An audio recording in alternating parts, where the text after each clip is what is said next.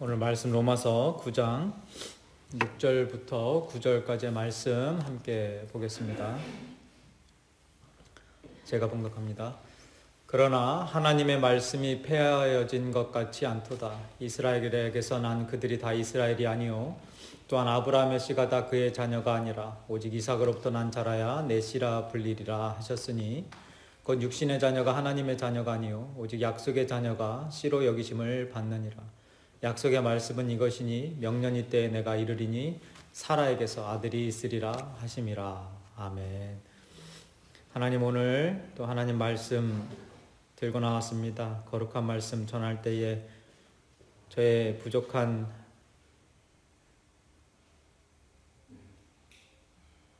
이 모습 다 십자가 뒤로 가려주시고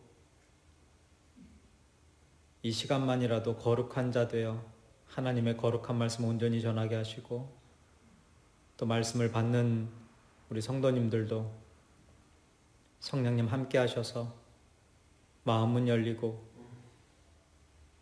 또 영 안과 또 영적인 귀가 열려서 하나님 음성 듣고 힘 얻어 돌아갈 수 있도록 인도하여 주옵소서. 예수님의 이름으로 기도하옵나이다. 아멘. 아멘.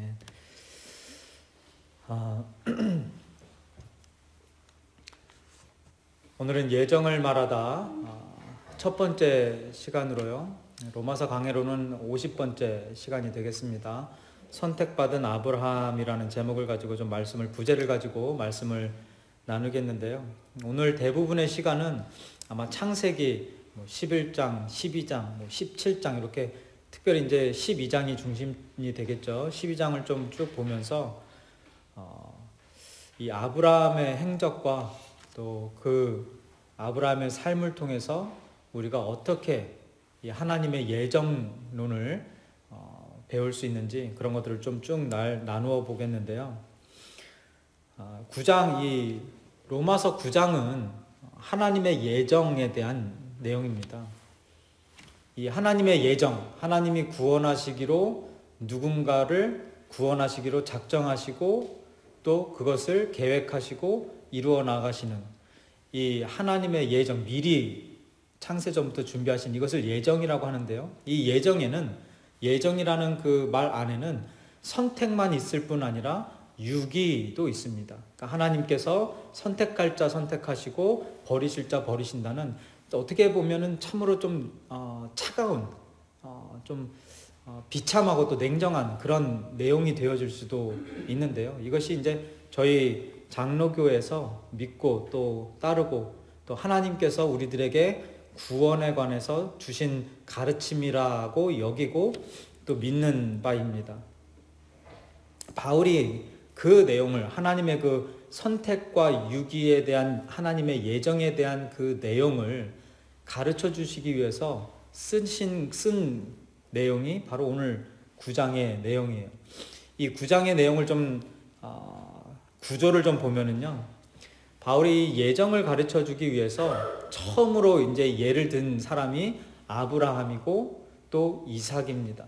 그죠? 이 아브라함에 대해서는 구체적으로 여기 설명되어지지 않았지만 이제 오늘은 좀 그걸 보겠는데요. 하여간 아브라함과 이삭, 그렇게 6절부터 9절까지 그렇게 나오고요. 그 다음에가 10절부터 13절까지는 이제 이삭과 르브가를 통해 낳은 야곱과 에서에 대한 이야기가 나와요. 그래서 야곱은 사랑하고 에서는 미워하였다. 이렇게 선택과 유기에 대한 내용이 나오면서 그 다음 절 14절부터 16절까지는 이 예정론, 선택과 유기에 대한 이 문답이 있습니다. 그리고 그 문답을 설명하기 위해서 바로 왕이 17절과 18절에 들어오고요. 그리고 19절과 20절에 또 한 번 그 선택과 유기에 대한 문답이 있은 후에 21절부터 24절까지는 어떤 예로 그걸 설명해 주냐면 토기장이와 귀히 쓸 그릇, 천이 쓸 그릇으로 설명을 합니다. 그리고 이 마지막 부분 25절, 26절은 이 호세아의 예언, 그리고 27절, 29절까지는 이사야의 예언, 30절부터 33절은 이스라엘의 문제점이 무엇이었는가로 이제 마무리가 되어지죠. 계속 하나씩 볼 테니까요. 지금 이걸 다 이해하기는 쉽지는 않으실 거예요. 근데 대충 이 9장의 구조가 이렇게 되어져 있다는 것이에요. 우리가 지난주에 보았듯이 바울은 9장 1절부터 5절에서 자신이 얼마나 유대인들의 구원을 간절히 원하고 있는지를 밝히고 있었습니다. 3절이죠. 잠깐 보겠습니다. 나의 형제 곧 고륙의 친척을 위하여 이스라엘 백성들 유대인들이에요. 내 자신이 저주를 받아 그리스도에게서 끊어질지라도 원하는 바로다. 그래서 여기에서 원하는 것이 그들의 구원이었습니다. 이스라엘 백성들의. 이렇게 유대인들을 향한 자신의 간절한 마음을 전한 바울이 오늘 본문이 시작되는 6절부터 유대인들 입장에서는 받아들이기 참 어려운 그런 비극적이고 비참한 말씀을 이어가는데요. 6절에 이렇게 기록되어져 있어요. 그러나 하나님의 말씀이 폐하여진 것 같지 않도다. 이스라엘에게서 난 그들이 다 이스라엘이 아니요. 요 6절 앞부분에 하나님의 말씀이 폐하여진 것 같지 않도다. 이 말은 4절과 5절하고 연결되어져요. 그래서 이스라엘 백성들이 받았던 7가지 특권, 그 축복 기억하십니까?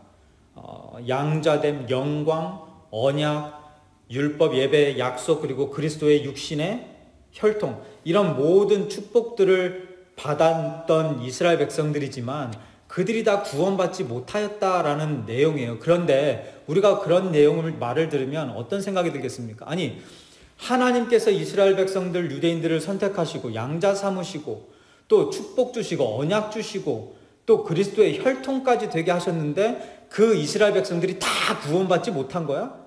이거 하나님의 그 구원의 계획, 구원의 약속, 이거 실패한 거 아니야?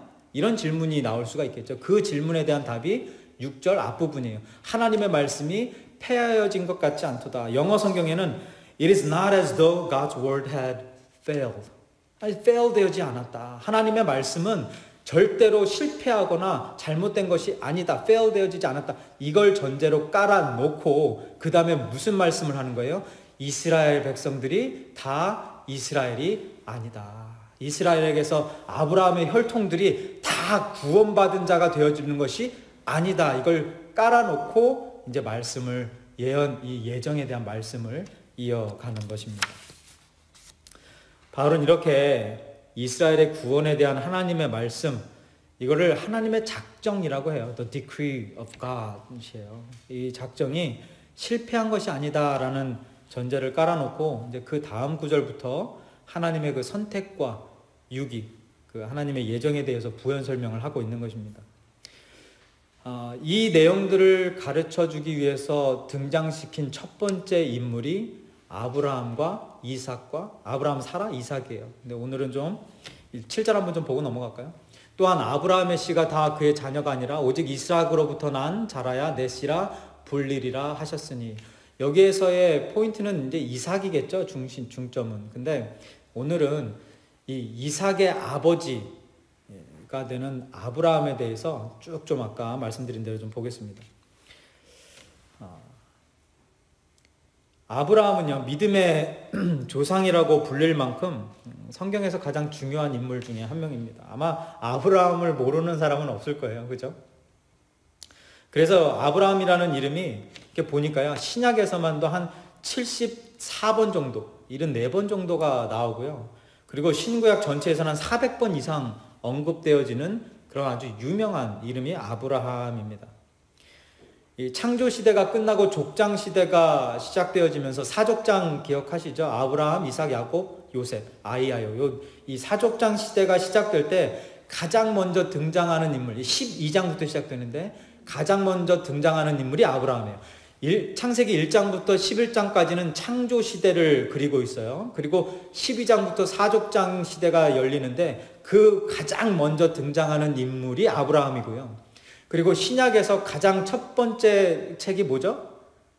마태복음이죠. 예, 마태복음, 너무 쉬운 질문이라, 예, 마태복음 1장 1절에 가장 먼저 기록된 이름이 누굴까요? 아브라함이에요. 아브라함. 아브라함과 다윗의 자손 예수 그리스도의 세계라. 그죠? 아브라함이 먼저 나와요. 예수님보다 마태복음에. 그래서 우리는 보통 이 아브라함의 믿음을 말할 때 크게 두 가지 사건을 기억하면서 아브라함의 믿음을 우리가 갖고자 합니다. 첫 번째는 본토 친척 아비집을 떠나는 버림의 믿음이에요. 버림의 믿음. 그리고 두 번째는 창세기 22장에 나오죠. 이삭을 하나님께 드리는 이 드림의 믿음. 이 버림의 믿음과 드림의 믿음, 이 두 가지 믿음을 아브라함을 생각할 때 연상하는 믿음이 되어져요.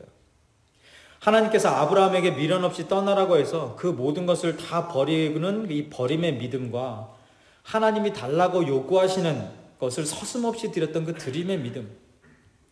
이 두 믿음이 아브라함을 생각할 때 떠오르는 대표적인 믿음인 거죠. 이거 완성된 성화적 믿음이라고 할 수가 있어요. 이 두 가지요. 버림의 믿음과 또 무슨 믿음이요?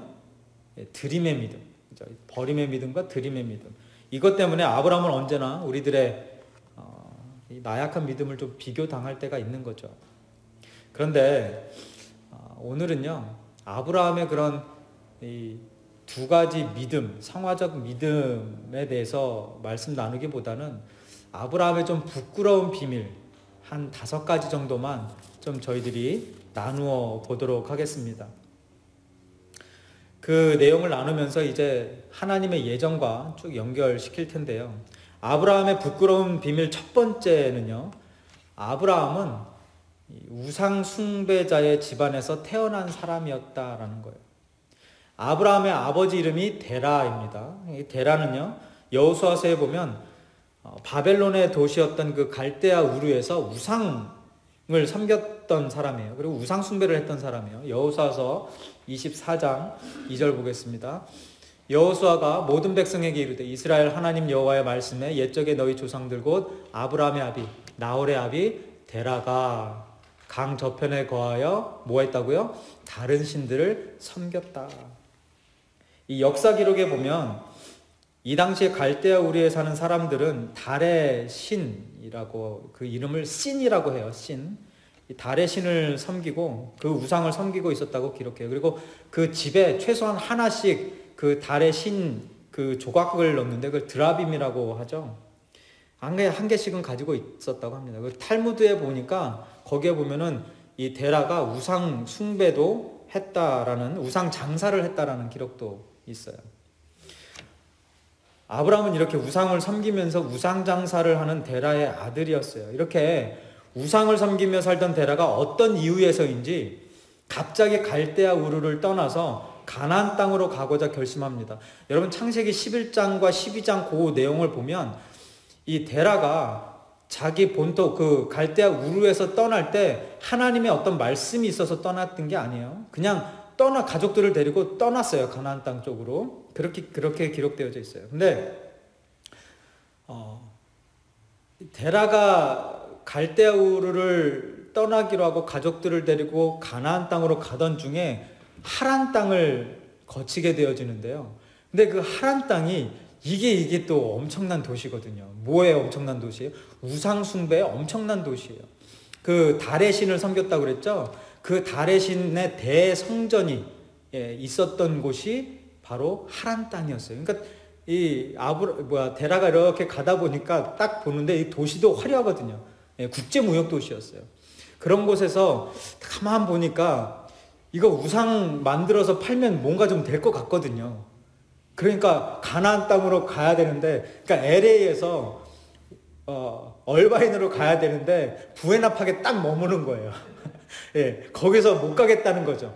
하나님이 약속하신 땅이 있는데 못 가겠다는 거예요. 그래서 거기서 머물게 되어졌어요. 그리고 창세기 12장 5절에 보면은 이 아브라함이 굉장히 많은 소유를 가지고 있었다라는 게 있어요. 그 기록이 있는데, 그러니까 데라가 하란 땅에 머물면서 돈을 엄청 벌었었다라는 거예요. 뭐 하면서요?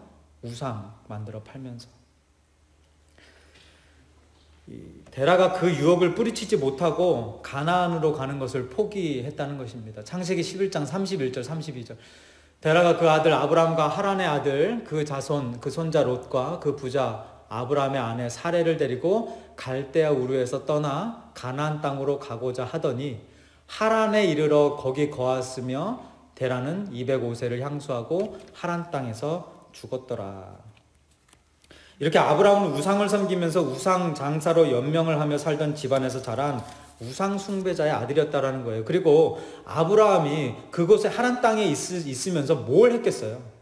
예, 거기 보면 가진 재산들과 나중에 가나안 땅으로 떠날 때 가진 모은 재산과 그 얻은 사람들을 데리고 가나안 땅으로 떠났더라라는 기록이 있어요. 거기서 뭘 했겠어요? 예, 우상 장사를 했겠죠. 그죠? 이게 아브라함의 부끄러운 비밀 첫 번째예요. 그리고 아브라함의 부끄러운 비밀 두 번째는 아브라함은 사실 대단한 믿음의 소유자가 아니었다라는 거예요. 하란 땅에 거주하며 하나님과는 좀 거리가 먼 그런 우상 장수 아들 아브라함에게 하나님께서 어느 순간 찾아오십니다. 그렇죠? 이것을 하나님의 무조건적 선택, 무조건적 은혜라고 하는데요.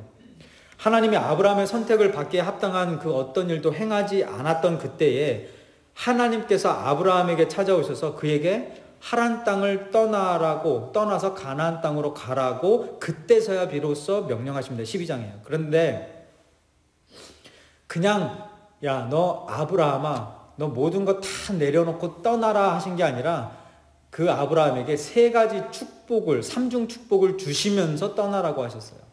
12장 1절부터 3절입니다.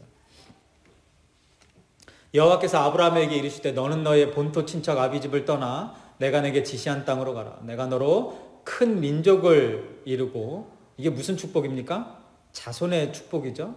내게 복을 주어 내 이름을 창대케 하리니 무슨 축복이에요?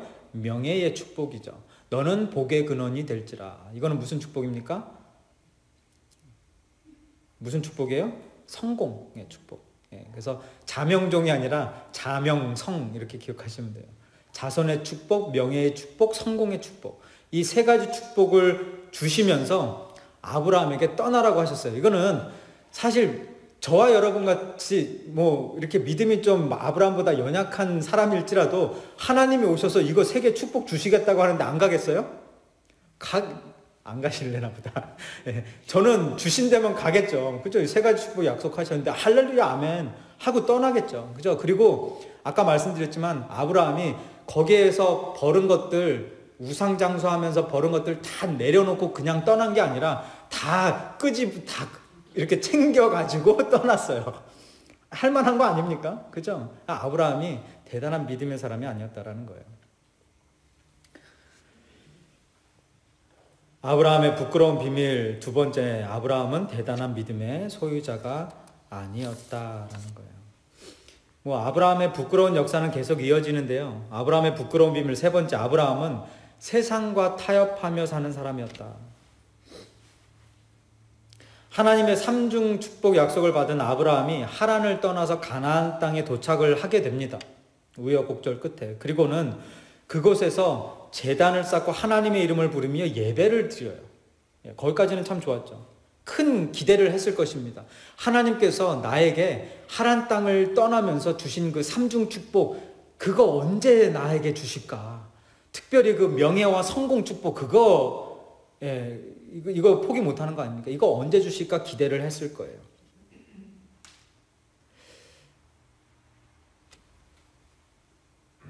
그런데 가나안 땅에 딱 도착하고 나서 얼마 안 있다가 무슨 일이 생깁니까? 가나안 땅에 기근이 닥치죠. 기근이 닥치니까 아브라함이 어떻게 했어요? 가나안 땅 떠나서 애굽 땅으로 가버리는 거예요. 아브라함이 믿음의 조상 아닙니까? 그렇죠? 저희가 생각할 때. 그러면 가나안 땅, 하나님이 가나안 땅으로 가라고 해서 가나안 땅에 왔어요. 그리고 가나안 땅에 와서 하나님께서 보내주신 곳이다라고 하면서 제단 쌓고 하나님께 감사의 예배 드렸어요. 그러면 기근이 닥쳤을 때 얘도 어떻게 해야지 믿음의 조상다워요? 죽으면 죽으리다. 가나안 땅 하나님 보내주신 곳, 제단까지 쌓았던 곳인데 기근 오면 하나님 알아서 하십시오 하고 그냥 머물러 있어야지 되는 거 아니에요. 근데 아주 미련 없이 아이고 나 죽겠다 내려놓고 애굽 땅으로 가요. 애굽이 어떤 곳이에요?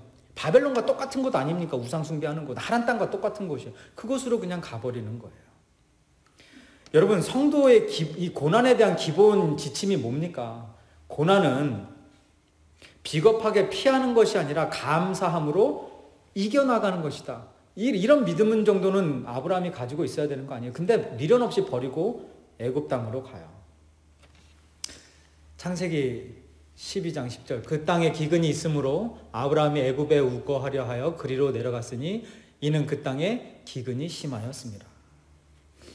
이 아브라함을 보면 참 포기하는 은사가 있는 것 같아요. 그죠? 본토, 친척, 아비 집도 포기하고, 또 뭘 포기했어요? 가나안 땅도 포기하고, 좀 이따 보겠지만 마누라도 포기하고, 자식도 포기하고, 막 이런 모습을 보여주는 거죠. 아브라함의 부끄러운 비밀 세 번째, 아브라함은 세상과 타협하며 사는 사람이었다. 아브라함의 부끄러운 비밀 네 번째는요, 아브라함은 죽음을 두려워하며 아내까지도 팔아넘기는 비겁한 자였다. 하나님께서 가라고 명령하신 가나안 땅을 서슴없이 버리고 애굽에 도착한 아브라함이 남자로서, 아니 남편으로서 도저히 해서는 안 되는 그런 비겁한 짓을 하죠. 자기 목숨을 부지하겠다고 애굽 왕에게 거짓말을 하며 아내를 팔아넘기는 일이 있었어요. 12장 11절부터 13절입니다. 그가 애굽에 가까이 이를 때에 그 아내 사레더러 말하되 나 알기에 그대는 아리따운 여인이라. 애굽 사람이 그대를 볼 때에 이르기를 이는 그의 아내라 하고 나는 죽이고 그대는 살리리니 원컨대 그대는 나의 누이라 하라. 그리하면 내가 그대로 인하여 안전하고 내 목숨이 그대로 인하여 보존하겠노라 하니라. 이게 누구 입에서 나온 얘기예요? 아브라함 입에서 나온 얘기예요. 저희들보다도 못한 거 아닙니까? 그죠? 예, 저희들 같았으면 어떻게 했어요? 당신은 아리따운 여인이라. 만약에 바로가 당신을 가져가겠다 할지라도, 나에게서 뺏어가겠다 할지라도 내가 어떻게 해요? 내가 목숨 걸어 당신을 지키리다. 할렐루야. 예. 내가 죽는 한이 있어도 내가 당신 옆에 있으리다. 당신은 영원한 나의 아내이다. 이거 아니에요? 우리 다 그런 거 아닙니까? 근데 아브라함은 어떻게 했어요? 아름다운, 예. 당신이 내 누이라고 하면 그래도 나는 죽지 않겠다. 예. 나 좀 살려다오. 거짓말이라도 해서. 당신이 바로 왕에게 가서 어떻게 되든지 말든지 그것보다도 더 중요한 게 나의 목숨 아닌가 이 사람아. 예. 내가 살아야 우리 가정이 살고 뭐 이런 거 아니에요? 아브라함의 그런 모습이 있었어요. 부끄러운 비밀 네 번째입니다. 아직 끝나지 않았죠. 아브라함의 부끄러운 비밀 다섯 번째는 하나님의 그 언약의 약속을 비웃었어요. 그것도 겉으로 비웃은 게 아니라 속으로 비웃었던 사람이에요. 창세기 17장에 보면 하나님께서 아브라함에게 나타나셔서 아들을 주실 것을 약속하십니다. 이게 첫 번째 약속이었어요. 17장이. 하나님께서 아들을 주실 것이라고 약속하는 말씀을 들은 아브라함이 비웃음으로 그 반응을 했는데요. 한번 보겠습니다. 17장 16절과 18절, 16절부터 18절. 내가 그에게 복을 주어 그로 내게 아들을 낳아주게 하며 내가 그에게 복을 주어 그로 열국에 어미가 되게 하리니 민족의 열왕이 그에게서 나리라. 그래서 17절에 아브라함이 엎드려 웃으며 심중에 이르기를 100세 된 사람이 어찌 자식을 낳을까? 사라는 90세니 어찌 생산하려 하고. 아브라함이 이에 하나님께 고하되 이스마엘이나 하나님 앞에 살기를 원하나이다. 이게 무슨 말이에요? 지금 나는 이제 끝났으니까 웃긴 소리 하지 마시고요. 하나님 이스마엘 줬잖아요. 그죠? 그럼 하갈 통해서 이스마엘 줬으니까 이스마엘이나 어떻게 좀 잘 해가지고 하나님 생각대로 한번 해보세요. 그 말 아니에요. 이스마엘이나 하나님 앞에 잘 살게 해주십시오. 이런 말 아니에요. 이게 누구였다고요? 아브라함이었다라는 거예요. 하나님이 이때 조금 기분이 상하셨던 것 같아요. 22절에 보면 그냥 확 떠나버리셨어요. 하나님이 아브라함과 말씀을 마치시고 그를 떠나 올라가셨더라고요. 얼마나 속상했을까요? 그래서 아브라함에게 그런 약속 주시고 축복 주시고 막 하셨는데 이걸 비웃고 못 믿으니까 하나님이 어떻게 하셨어요? 말 다 해놓고 그냥 올라가 버리신 거예요. 아브라함의 부끄러운 비밀 다섯 번째, 하나님의 약속을 비웃었던 사람이었다. 자, 아브라함의 부끄러운 모습 다섯 가지가 무엇이었습니까? 우상 숭배자의 집안에서 태어났으며 우상 장사를 했던 사람이었고 대단한 믿음의 소유자도 아니었고 세상과 타협하며 사는 사람이었어요. 그리고 죽음을 두려워하면서 아내까지도 팔아넘기는 비겁한 자였고요. 하나님의 약속을 비웃었던 자입니다. 이것이 우리 믿음의 조상 아브라함의 부끄러운 모습인데요. 그런 아브라함이 어떻게 해서 믿음의 조상이 되어졌는지 우리가 로마서 4장 말씀 볼 때 언급하지 않았습니까? 한번 볼까요? 그런즉 육신으로 우리 조상된 아브라함이 무엇을 얻었다 하리요? 로마서 4장 1절부터 3절이죠. 만일 아브라함이 행위로서 의롭다 하심을 얻었으면 자랑할 것이 있으려니와 하나님 앞에서는 없느니라. 이해가 되시죠? 이제 말씀이 3절 성경이 무엇을 말하느냐? 아브라함이 하나님을 믿음에 이것이 저에게 의로 여기신 바 되었느니라. 아브라함이 이런 부끄러운 일들을 저질렀음에도 불구하고요. 행위로서는 자랑할 것이 하나도 없음에도 불구하고 아브라함이 믿음의 조상이 된 것은 아브라함이 그 하나님을 믿는 믿음을 하나님께서 의로 여기셨다라고 바울이 말하고 있는 거예요. 무슨 말이냐면 아브라함이 믿음의 조상이 된 것은 하나님의 여겨주시는 은혜가 있었기 때문이다라는 거예요. 이 여겨주시는 하나님의 은혜를 우리는 구원의 선물이라고 부르고요. 그리고 하나님께서 수많은 사람들 중에 아브라함을 찾아가신, 자격 없었던 아브라함을 찾아가신 것을 무조건적 선택이라고 하는 거예요. 그리고 하나님께서 아브라함과 타협 없이 강권적으로 구원자 예수 그리스도를 예표하는 자손의 축복을 약속하신 것을 은혜 언약이라고 하는 것입니다. 자격 없던 아브라함이 하나님께 받은 구원의 선물, 무조건적 선택, 은혜 언약, 이 모든 것이 다 하나님께서 예정하시고 성취하신 것이라는 사실을 바울이 오늘 본문에서 말씀해 주고 계신 거예요. 이렇게 쭉 연결이 되어지시죠. 그리고 그 하나님의 선택받은 아브라함과 그의 후손들, 그리고 선택받은 지금의 저와 여러분들을 이 바울이 뭐라고 부르냐면요, 약속의 자녀들이다라고 불러요. 오늘 본문 9장 8절입니다. 곧 육신의 자녀가 하나님의 자녀가 아니요 오직 약속의 자녀가 씨로 여김을 받느니라. 여러분, 다시 한번 하나님의 우리에게 주시는 그 구원의 은혜, 예정하심의 그 선택과 유기의 그 은혜, 유기도 은혜로 봐야 되잖아요. 그것을 다시 한번 좀 새기시기 바랍니다.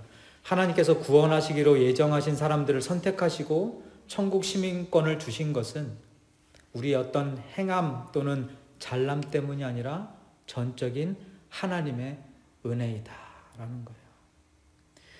여러분, 아브라함의 믿음 하면 누가 주가 되겠습니까? 아브라함이죠. 근데 아브라함의 믿음 때문에 하나님께서 아브라함을 구원하신 것이 아니라, 선택하신 것이 아니라 그 훨씬 전부터 하나님의 예정으로 말미암아 아브라함이 선택되어지고 하나님께서 주시는 믿음으로 말미암아 아브라함의 의가 믿음이 의로 여겨졌다라는 것. 이게 저와 여러분들이 항상 마음속에 생각하고 우리의 신앙 가운데 가지고 있어야 될 하나님의 구원의 법칙이에요.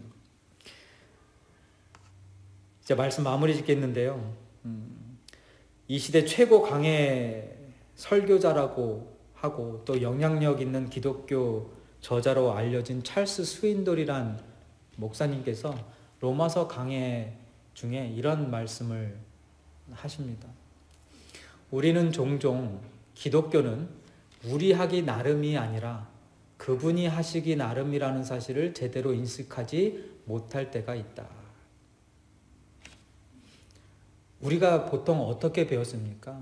우리의 삶의 그 결과는 나 하기 나름이다 라는 그런 율법주의적인 생각을 많이 가지고 있어요. 그런데 사실 우리가 뭘 잊어버린 거예요? 우리 하기 나름이 아니라 하나님 하시기 나름이시다. 이걸 잊어버리고 있는 거예요.